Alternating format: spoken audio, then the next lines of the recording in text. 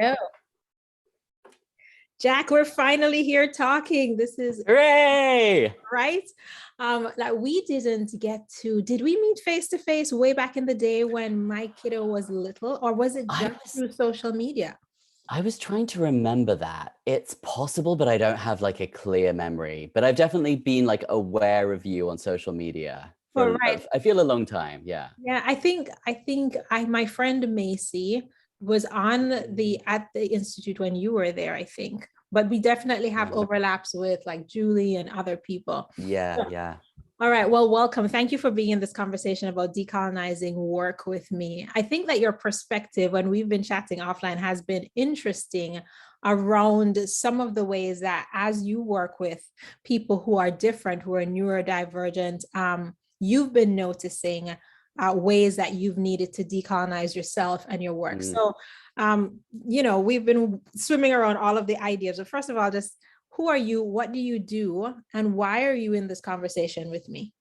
Yeah, no, absolutely. So who I am, I think the first and most important thing to start with is my privileges and my othernesses. So I'm Jack. I'm in my mid to late 30s. I'm white, I'm English, I'm middle class, I am cisgendered, I'm able-bodied, I am neurotypical. I have all of those privileges that really inform how I move in the world. And I'm also gay, and I work as a psychologist and as a play therapist specializing in working with people with autism and their families. I'm also a trainee psychotherapist. So in a lot of ways, I'm interacting with people who experience difference and othering, and whose experience of difference and othering can create distress and difficulty for them. Oh, so you have been playing around totally in this colonial pool of knowledge. When we think about psychotherapy in the traditional ways and psychology in some of the traditional ways, I'm only just beginning to notice that my own theories that are my favorite theories were constructed from a white male perspective. And I'm like, Yeah, and a middle class yeah, white male perspective. and within an academic context, many of them weren't constructed like in the real life with the people, but Absolutely. this idea of it's applied to in the real life with the people while having been constructed in a very austere, maybe specific environment. So I'm curious about what decolonizing work has meant to you in terms of your own specific work. Well, I feel very lucky in that I have a very dear, very influential godmother in my life. And I remember she sat me down when she's also white and lesbian and disabled. She sat me down when I was 12 years old and said, Jack, you are a white person growing up in a majority white country. You are going to be racist, and you need to be aware of that. And you need to really think about that. And these conversations that are coming out kind of in the last 3, 4, 5 years, I feel incredibly lucky to have had a bit of a head start as a white person with that. And I feel incredible gratitude to her. So in terms of decolonizing, that's just kind of a bit of context in that that's been something I've been aware of and has been on my radar for a long time. So appreciate that candor from her, though. I have to think about some of the ways that we can be loving to younger humans coming along by just saying, hey, listen, you're neurotypical. As an example for me with my son, I can say, my youngest, you're neurotypical, and that's going to make you unaware and maybe harmful, even though you have a brother who is neurodistinct. And I think that awareness of, hey, you have privilege, and that privilege will make you blind and therefore potentially harmful in your actions towards others because of the way that you're in a system that's supporting you and not supporting another. And I think that was just such a beautiful expression. So thanks for sharing that. I'm sorry to interrupt. Continue. No, it's fine. It's interesting as you say that. I think there's an interesting parallel there that I'm aware of now that I know, having talked to a lot of Black parents, of that idea of like, when your son reaches puberty, you have the talk. And so often that's framed in terms of, well, because you are othered by society, you need to be aware of helping the majority feel comfortable with you. And what I'm loving with what you're saying there, Faith, wouldn't it be incredible if we flipped that whole script and said, what if the talk was to the people with power and the people with privilege? Absolutely. I think there's something about, first of all, acknowledging in all of our societies, spaces, communities, that the change that's needed comes from the majority culture. Whatever the marginalized, minority grouping is, there's a way that the flip doesn't happen until there's enough buy-in from the people with privilege in whatever area to say, oh, this shouldn't, this cannot, and then it flips over, right? And so I remember somebody I don't remember what the variations, what her othernesses were, but she said she works with kids with autism, and she said, why are we trying to help kids with autism play with typical kids? Why aren't we trying to help kids who are typical play with kids with autism? Bingo. And it was this whole, why are we trying to help people to be like X? It could be this entire conversation about noticing whatever the difference is and figuring out bridge building versus, you become yes. So anyway. 100%. And that's kind of what I want to segue into talking about. So when I was thinking about this and thinking about decolonizing my work, and that decolonizing is language that I've only really become aware of probably in the last 2 years, but kind of is a word to describe a process I've been trying to do for a while. As a autism worker, I've had the privilege for a long time of being able to work internationally with families from a lot of different cultures. And for a long time, I've done a lot of work in India and supporting South Asian families. And it was really kind of when I was doing that work. So the modality that I used to work with very much was about take your kid out of a school setting, create a home education program for them, use that as a way to kind of help their social development. And I became very aware when I was in India working with families that was predicated on some very white Western cultural assumptions. And those cultural assumptions could be about, parents being able to stop working. It could be about living in a nuclear family unit, which can make it easier to have a child at home because you're not having to support elderly parents.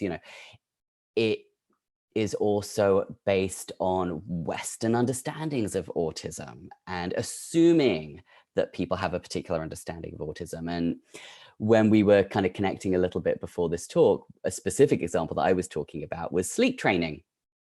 And something I really, really noticed when I was in India working with families was families would come and they would talk to me about helping their children sleep. And I would assume that what they were talking about was helping their children sleep on their own in a separate bedroom, which is my cultural background, but is absolutely not the cultural background of an enormous proportion of the world's population. So I was giving families tools towards something that they had no interest in helping their children do. And why should they want their children to do that? What was meaningful to them was their children co-sleeping. And it was kind of really when I noticed that I started thinking, oh gosh, I don't want to be teaching these families to replicate my white Western way of doing things. I want to help them have the tools to have a comfortable and easy life with their autistic children within their cultural system. And that really made me have to think about what parts of my work are informed by my whiteness and my Westernness. And to actually really have conversations with the families that I'm working with about what is it that you want for your child? How does your system operate? And how can we help that operate as smoothly and easily as possible? So I'd say that was kind of my entry into this way of thinking. What do you think made those, or what I guess, what do you need to do to make those conversations effective, successful? Because I Mm, feel, I know that when I go into a situation knowing the right way, or mhm, even if I acknowledge that I don't know the right way, but I do believe that my frameworks are right. So I'm mm, looking to fit your thoughts into my framework. yeah, It's so easy then to just miss so much of what's yeah, happening. And I can imagine that in so many of our work right now, because of the invisible but pervasive nature of the systems that we've been in, we're all swimming in this water. Um, mm. like, how do we, I guess, build the capacity to have the conversations in an effective way so that we can really hear? What do you think? Yeah, no, I think that's a really great question. I think a large part of it for me has been about self-reflection and self-education. So I took it upon myself to really educate myself about white supremacy and decolonizing. And I think it really should be requisite of anybody in any kind of helping or mentoring profession to be doing that work. I think in terms of kind of, actual things in conversation with other people, I've become much more aware of naming my whiteness and my Westernness. Um, and that I think has helped to open some doors for conversation. So actually saying, this is what I'm observing. And I know that that's different from the background that I'm coming from. So, let's talk. Where do you want to go? That's kind of cool. I think there was an experiment someone did. It was about, oh, stereotype threat. Stereotype threat is a phenomenon that if there's a negative stereotype around an identity that's important to you, and you Mm, are aware of that stereotype within a community or space, that yeah, awareness affects your productivity and it can just takes up space, and so it affects yeah, you. And a classic example, textbook example, is women in STEM, or yeah, African descent students in Ivy League schools tending to have GPAs like 15 points below their right. white counterparts. And so they're noticing, though, that you can deactivate the stereotype by naming it. So they Mm, bring people into the conversation and just say, hey, I am this. So mm-hmm, I'm not sure if I'm going to mess up. And it was yeah, amazing that these people could have conversations where they were able to perform in the ways that they can, because they just yeah, weren't attending to something that was, the elephant in the room that's not acknowledged. yeah. And there's something so beautiful about that. So thank you. Yeah, no, that research is fascinating, actually. So I'm delighted to hear about it. And I was just reflecting on another piece of it, which is I I have found it very helpful to reflect on the experience of my queerness, which is where I kind of meet my embodied experience of otherness. And I do feel grateful that having that experience does help to kind of mediate the enormous privilege of the other parts of my identity. That I try as much as possible to be a very empathic and empathetic practitioner, and tuning into my experience of having been othered, I think can help keep me really, I think the word is soft to the experiences of people who I might be working with. I love that. I tend to approach so many of the conversations I'm in by first of all stating my otherness Hmm. and stating how that helps me to understand this otherness, and so Yeah, I think that there's something about being intimate with your own process and story as a tool for understanding the mechanisms of applying that to the way your privilege operates in the world, so yeah, yeah, how what do I want as an Afro-Caribbean woman, and then how does that impact what I give into neurodiverse spaces, or yeah, interact with my chronic illness, for example, or Mm-hmm. my kids deal with variations on the, anxiety or other issues. And like how I interact with that is kind of really tied to what I crave in my home, right? And how I Yeah. learn, because I think sometimes in so many of the workspaces that I interact with, we're trying to apply principles down, like we should be inclusive. And then you're trying to drill that down, versus I think when it comes out of what do I crave in the area of my othering, that really gives like grounded, embodied insight that then you can apply to your practice or whatever. And I absolutely agree. And I think, speaking as a white man, people like me are so used to not experiencing vulnerability. And there's something about, for me, being able to kind of tap into the vulnerability of my otherness and the experience of being othered, that I hope keeps me a little bit more in touch with kind of connection and humanity, rather than a sense of right. I think being vulnerable is a much more connected way to be. So if somebody's listening to this conversation and they're in the helping profession, helping people who want to be effective and successful in society, and I say that knowing fully well that so many of our definitions of effective and successful are themselves, products of underlying systemic issues. What would you say to that person as a person who genuinely wants to be supportive and helpful, yet is also, this thing is like exploding around us, like, wait, no, that thing might be harmful, that might be violent. You're like, wait, what? Yeah. What do you say? I say, I have had to learn to sit with the discomfort of knowing that I am going to do harm, and to do the work anyway to the best of my capacity. And it was interesting because coming into this conversation, I was feeling anxious because I was worried that sitting here, I might say something that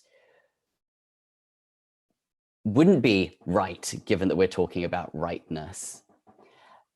And it actually feels important to name that, because so often when you have privilege, if you are anxious about getting things wrong, you have the ability to disconnect and walk away.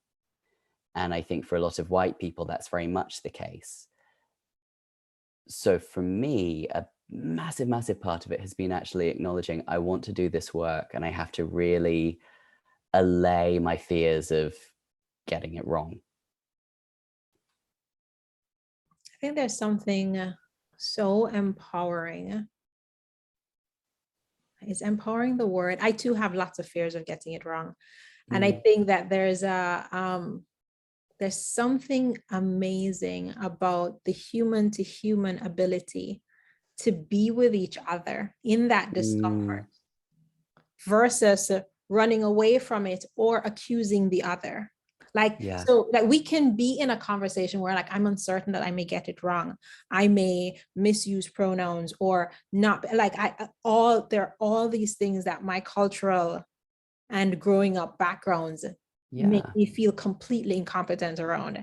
And I want to be the right person, right? And to name that and to be in the dialogue that understands that. And I think part of what's been missing from much of the conversation is the mutual understanding just between two people who are massively different, who can both name our privileges and our othering, and then know what it feels like to be that person in privilege, not understanding another person's othering, while being that person who's othered and not being seen and acknowledged and nourished in the way that's needed. And I think that duality, holding that together, I think that's the magical place where the insight of togetherness and the forming of the new us really happens. So absolutely.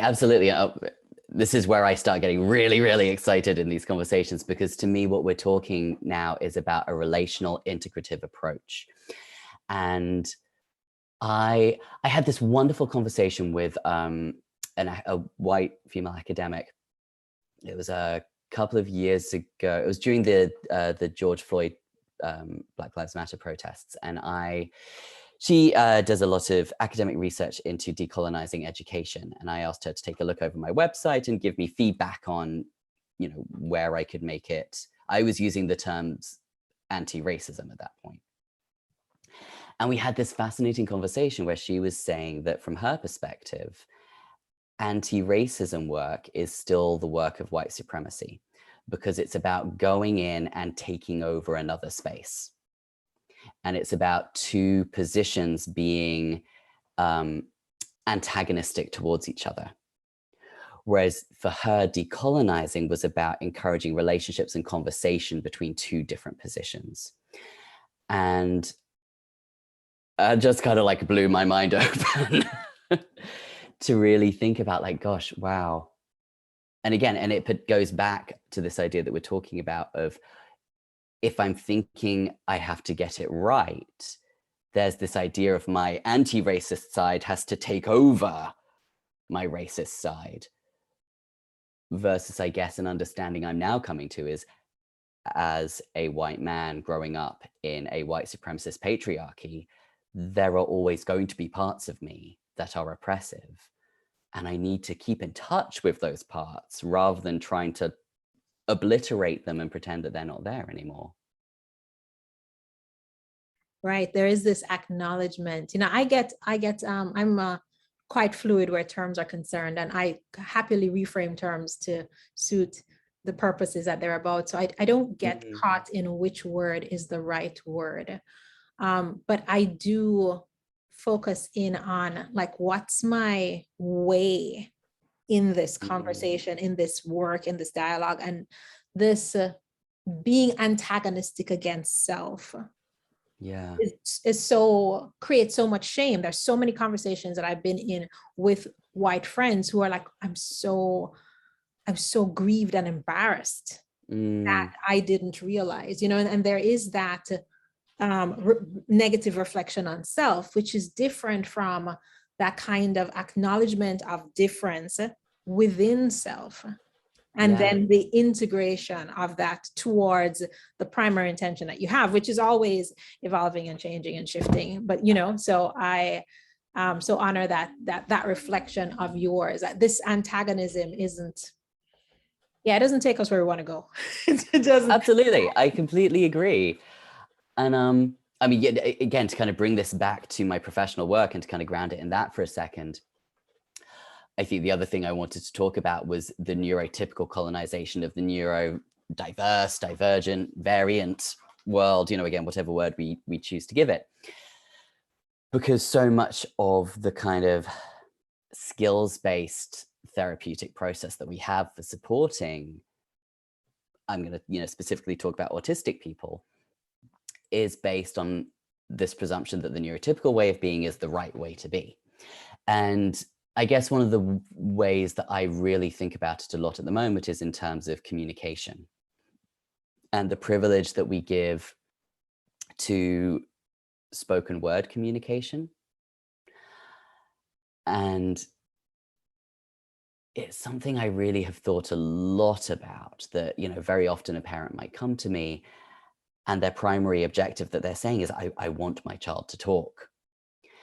And I think, you know, if we really tune into that, what we're talking about is, I want to be able to connect with my child. And I want to have a way to communicate and a way to feel empathically attuned with them. And I think there are so many more ways of doing that than just through spoken language. And if we just go with that one avenue, we are privileging our experience as neurotypical people over the myriad amazing ways that our neurodiverse children have already created to be communicating with us. And so what I'm much more interested in now is actually thinking, if a child is showing me they want to use spoken communication, great, I'm going to help them with that. But how are they already communicating? What are they showing me in terms of how they are choosing to communicate? And am I really tuning into that? And am I enabling what they are showing me as in terms of, this is my way of communicating? Yeah. There's something pretty amazing about becoming again, this is kind of tied to language, this word multilingual. So I don't have a better word for it right now, but this ability that we all have to be able to communicate in multiple ways. But we have shut it down because we communicate primarily with words, even though, like I was having a teaching at one of my college classes on theories of communication. It's like, so 70% of our communication is not verbal. So there's all this other stuff that's going on anyway. And how can we build, for me as a parent of a child who is not reliably verbal with his mouth, how do we build our other abilities so that this communication is happening versus a person, like moving up the ladder towards the way we communicate. And if I flip it just for a second, that's the same as me as an immigrant. Taking on the American accent and American ways of pronouncing. Right. So I remember this double T being a D. It took me so long, like getting. Oh, when I lived in America, I struggled with that one. I would say water and people wouldn't understand me. No, in the drive-thru, I worked in the drive-thru at McDonald's, and I said, what did I say? 40 cents. And people handed me 14 cents all the time. And I was like, what's happening? What's happening? Oh, I'm to say 40. And so there is this thing about, this is a way, and then people who don't have privilege are supposed to learn the way things are done here. And so there is this understanding that, do we want to shift that paradigm and understand multiple ways of being? And then all of us have the agility and adaptability to move into, so I can use the double T as D and I cannot. And you can understand what I'm saying when I, and I do think that like autism has brought that home to me, because I can understand Jaden, my son, without him saying things. Like I can listen to his body, and I can listen I can listen to almost his energy. I can listen in so many ways, and we can apply those skills. I'm grateful for autism because we can apply those skills with people who are neurotypical. Absolutely. And I think, this is something that I'm endlessly fascinated by. If I could ask you, what was your process of learning to listen to Jaden's body, to his energy? Yeah, I quickly let go of, he needs to become the way I want him to become. And that was just through, hitting the wall fast. I think that for many of us with privilege and being super loving, you kind of need to get to that place where there's a conflict between super loving and the way you're exercising your privilege. And feel that conflict, and like I have to decide I'm going to release this so that I can stay true to being super loving. And so that for me, that was I decided to let go of, it's like, are we going to spend 50 years though on how to put your lips to make a word? If I'm going to use prompt therapy or the repetitive, like, what's this? Yay, peanuts. Like, how much of my life and his life will I spend in that process? So having let it go, then there is the, well, what do I know and how do I understand? Because to be super loving, there is communication, there is interaction. So then what is it? And kind of slowing myself down enough to pay attention. But we had a week that we had tagged it as No Fixing Jaden Week. I love that. If there was nothing to fix, then how do we be? And I think in all of us, if there was nothing to fix, how do we be with each other?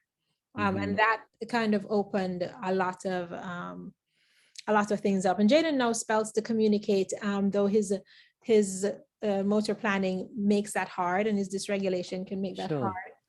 And so there is this massive difference between what he communicates by spelling and what he communicates with words, and how his body is.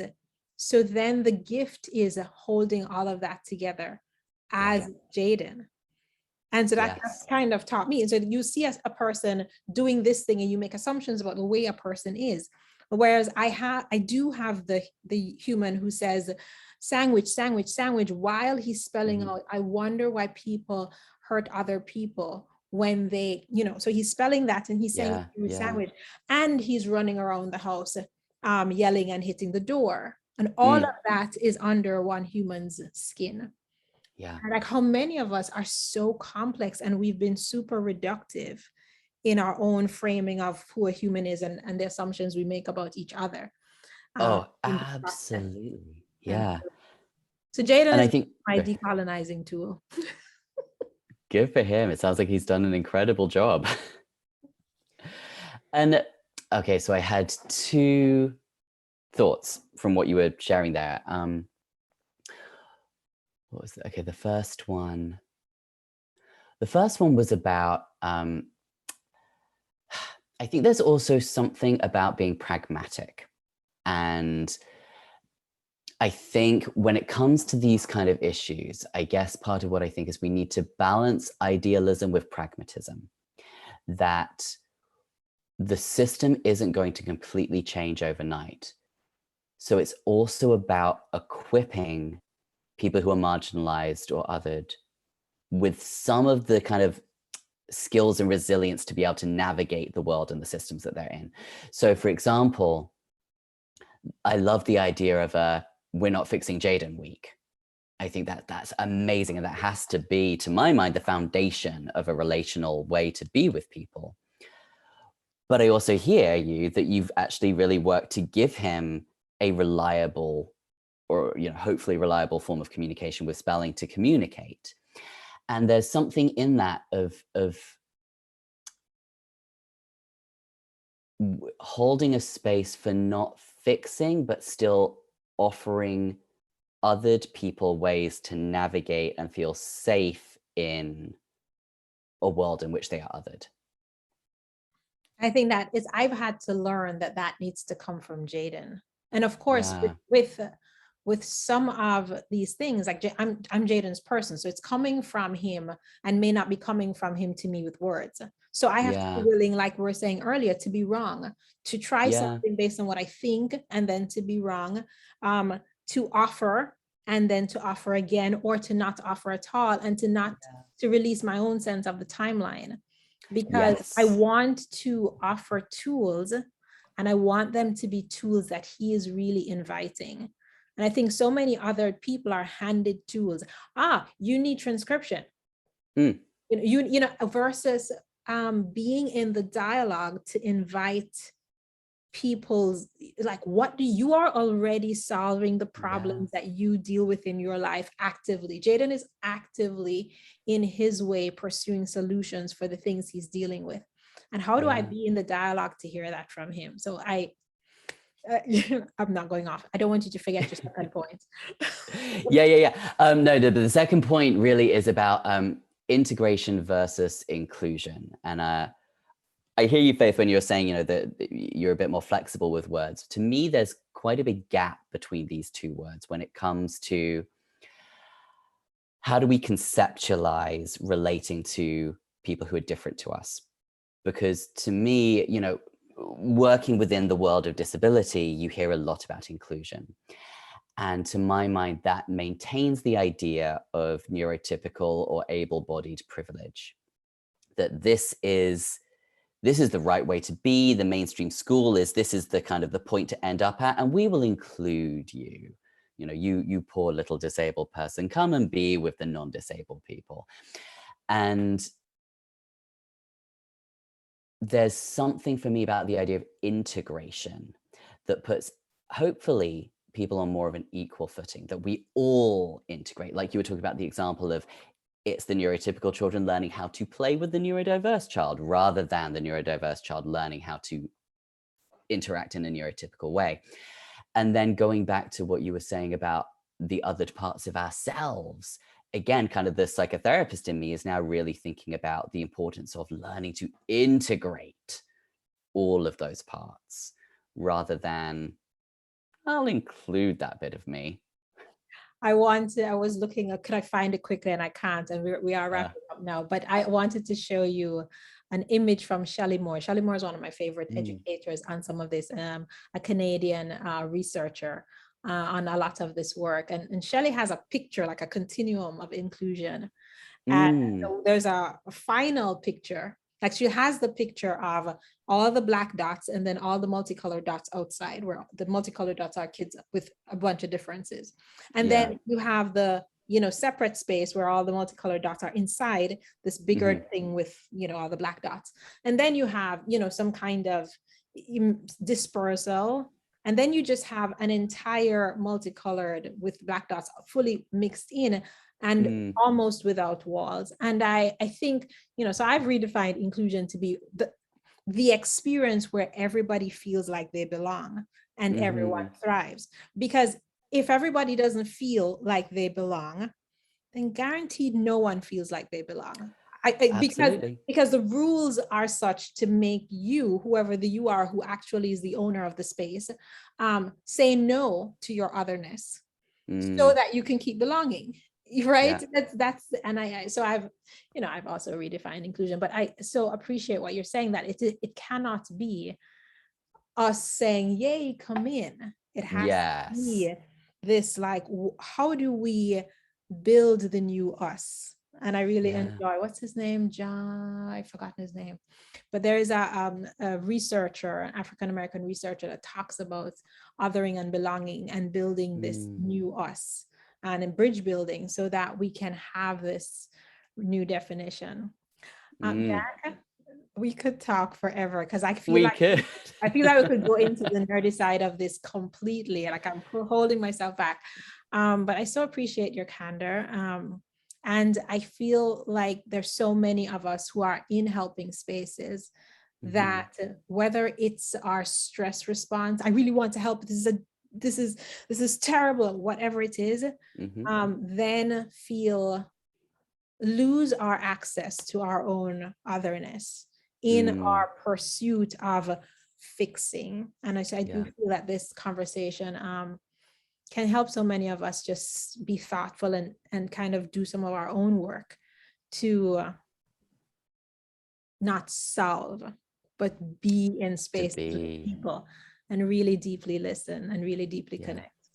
So thank you so much for this. Oh, thank you so much, Faith. It was, just delightful to be able to have some space to come and have more conversation about this. It feels so important. And it's been a joy to talk to you. You are welcome. If you're listening, you want information about Jack, it will be somewhere, show notes, bio, links, whatever it is, Jack, that you have going on by the time this is posted will be there below so others can connect with you. Thank you. Wonderful.